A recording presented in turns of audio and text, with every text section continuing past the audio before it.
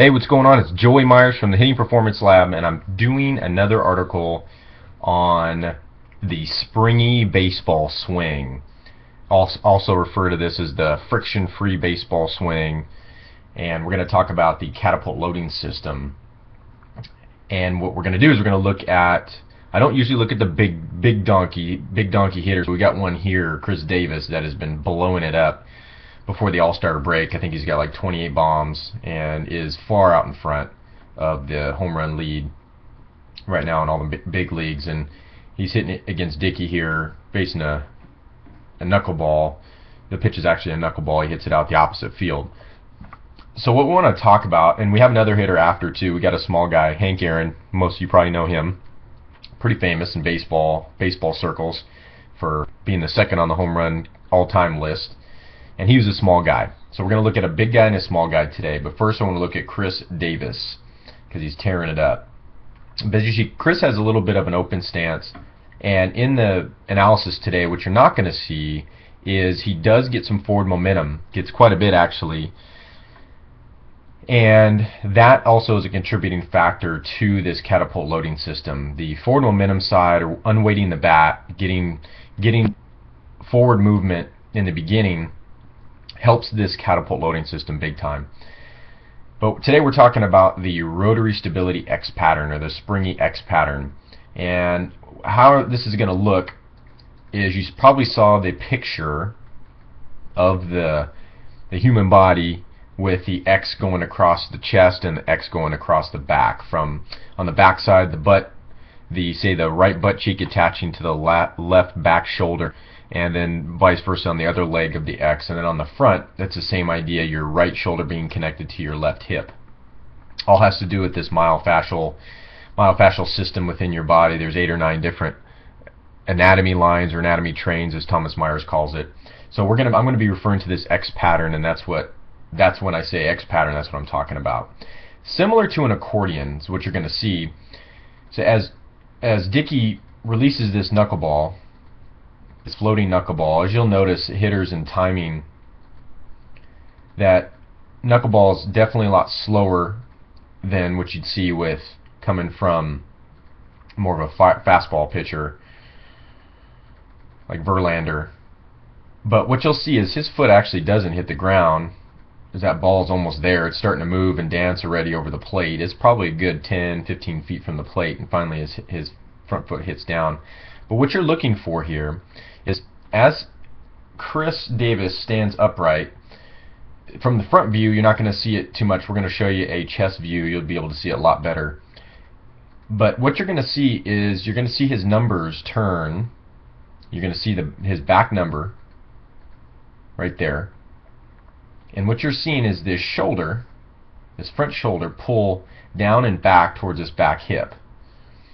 And if you were to see his front side, which we'll see in a little bit, if his left shoulder is coming closer to his back right hip, then his opposite shoulder is moving away from his front hip. And the reverse is true on the back side. So what you're seeing on the back side is, you're seeing this shoulder, the front one, that was on the front. Now follow me here. On the front side, that front shoulder was moving closer to the back hip. Now on the back side, this Rotary Stability X pattern leg of the X on the back is moving away from the back hip. So the reverse is true in each line from front to back. Then the other back side, what's happening is this back shoulder is moving towards this front hip. That's why you get this position here where Chris Davis, you're seeing his numbers, the back of his numbers. And what he'll do is he'll hang out in that position. You'll see him go from here. He picks his foot up.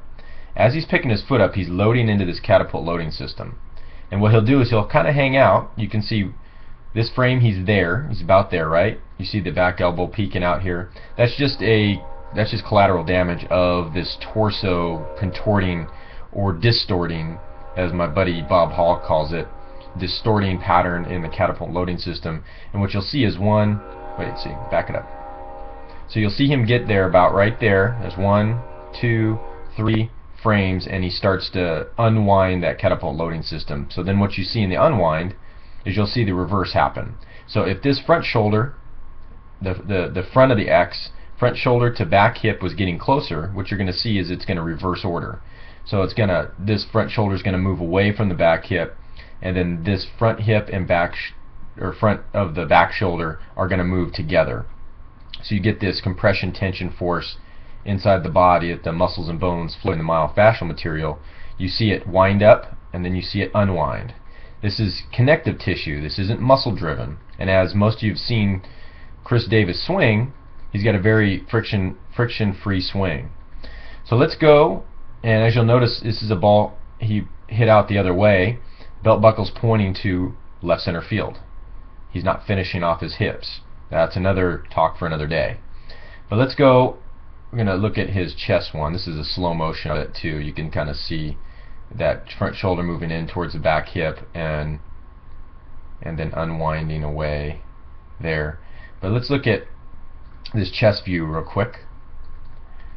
So he's already wound up here. His foot's getting ready to touch the ground, but you can see it perfect here. This shoulder front moving towards this hip, this front hip moving away from this shoulder, and then they'll reverse order when he goes into the swing. You'll see it reverse order.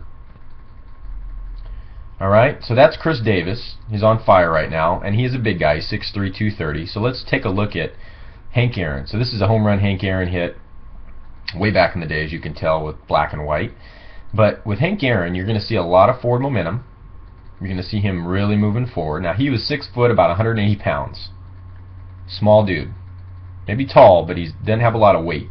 Doesn't have a lot of mass. But you're going to see him move a lot. A lot compared to Chris Davis.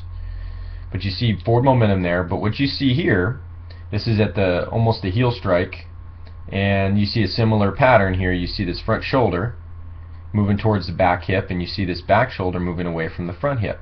And the reverse is true. If we had a backside view of this, you would see the reverse. So if the front one, this line here, this leg of it on the reverse side is going to be longer, and this one, even though longer on the front, is going to be shorter on the back.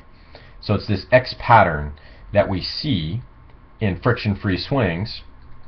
And as most of you know, Hank Aaron hit 755 home runs over a 23-year span, so it averaged about 30 home runs a season.